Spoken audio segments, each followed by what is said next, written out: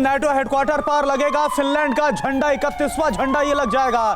NATO मुख्यालय में पहली बार फहराएगा फिनलैंड का झंडा। और जो फिनलैंड चाहता था, फिनलैंड स्वीडन लगातार अपनी सुरक्षा को लेकर खतरा महसूस कर रहे थे। और खतरा किससे? रूस से। और आखिरकार जो फिनलैंड चाहता था, आज वो होने वाला है। ब्रसेल्स में नेटो हेडक्वार्टर में आज आधिकारिक तौर पर फिनलैंड शामिल हो जाएगा। और इसी के साथ ये जो मिलिट्री अलायंस है, ये बढ़कर 30 से 31 हो जाएगा मेंबर्स के लिहाज से।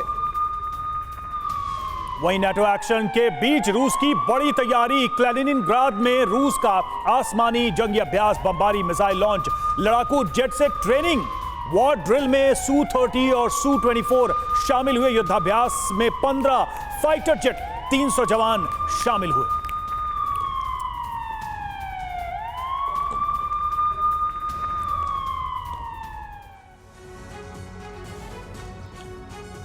तो आप देखिए, एक तरफ फिनलैंड जो अब शामिल हो रहा है नेटो में, रूस अपनी तैयारी तो कर रहा है, लेकिन किस तरह से इन तमाम तैयारियों के बीच एक और बहुत बड़ा खतरा अब रूस के लिए आज पैदा हो रहा है। क्या फिनलैंड में भी हालात यूक्रेन जैसे हो सकते हैं? बड़ा सवाल ये। अगर पुतिन पलटन जंग को तैयार है तो फिनलैंड किस तरह से होशियार है, ये समझाते हैं विपिन। बिल्कुल करुणा, देखिए रूस जंग को तैयार है और फिनलैंड होशियार है। क्यों कहा जा रहा है, उसको ब्रीफ करते हैं। रूस के खिलाफ जंग के लिए फिनलैंड हमेशा से तैयार था। 1939 के विंटर वॉर में फिनलैंड ने रूस को टक्कर दी थी। फिनलैंड के सैनिक और नागरिक गुरिल्ला युद्ध में माहिर हैं। यूक्रेन की तरह फिनलैंड में तबाही मचाना आसान नहीं होगा रशिया के लिए। और तमाम हमारे साथ इस चर्चा में शामिल होने के लिए तमाम खास मेहमान भी स्टूडियो में आ चुके हैं, उनसे भी आपका परिचय कराएंगे। लेकिन समझते चलिए कि दुनिया में अब क्या होने जा रहा है। और आज जिस तरह से फिनलैंड नेटो में शामिल होगा, इसका इंपैक्ट बहुत दूरदर्शी तक होने वाला है।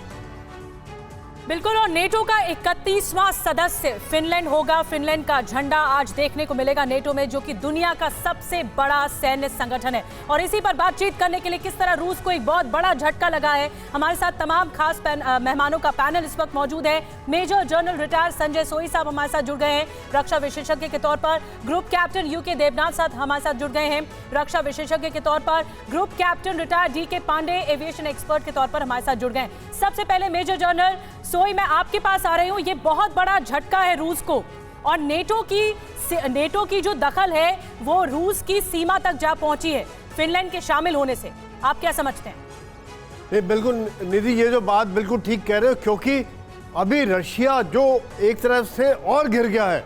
और ख़ास तौर से जब हम देखते हैं कि 1300 किलोमीटर की सीमा नेटो की और बढ़ गई है रशिया के साथ। जो रशिया यूक्रेन के लिए इतना हंगामा हो रहा था, जो युद्ध हो रहा था, आज जो फिनलैंड में उससे ज़्यादा आज कहानी बढ़ गई है।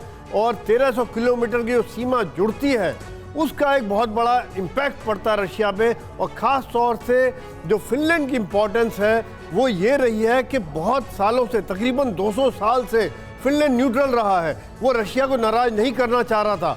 और रशिया की जो फॉरेन पॉलिसी इस तरह से रही है कि फिनलैंड को भी खुश रखो, उसको ज़्यादा खतरे में मत डालो।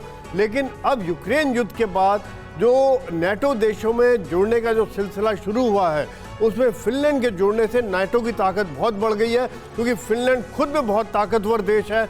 रशिया के थ्रेट के कारण उनका मिलिट्री काफ़ी स्ट्रांग है, काफ़ी एक्सरसाइज करते रहते हैं। उनका F-18 सर, ये जो आपने बात बोली संजय सोई सर, आप जो बोल रहे हैं कि फिनलैंड चाहता नहीं था, हम ये जानते हैं कि आखिर किस तरह से अपनी एक न्यूट्रल पोजीशन बरकरार रख रहा था।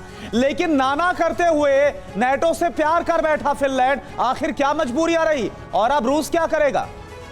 नहीं, बिल्कुल, ये तो क्योंकि रूस ने जो यूक्रेन के ऊपर हमला किया, उस समय में जो नैरेटिव बिल्टअप हुआ कि ये फिनलैंड आप भी खतरे में आ सकते हो, तो अपनी सुरक्षा के लिए आज जो, हालांकि फिनलैंड सक्षम है रूस का मुकाबला करने में, लेकिन पूरी तरह मुकाबला नहीं कर सकता है। लेकिन नेटो के जुड़ने से उसकी ताकत में बहुत इजाफा हो जाता है और दोनों को फायदा। नेटो को एक बहुत शक्तिशाली देश मिल गया है जो रूस की सीमा से मिला हुआ है। तो दूसरी बात यह है कि नेटो एक, संजय सोई सर, सामूहिक तौर पर नेटो की शक्ति है। और ये तुलना भी हम अपने दर्शकों को लगातार दिखा भी रहे हैं कि रूस और नेटो की जो मिलिट्री पावर है उसमें किस तरीके का गैप है।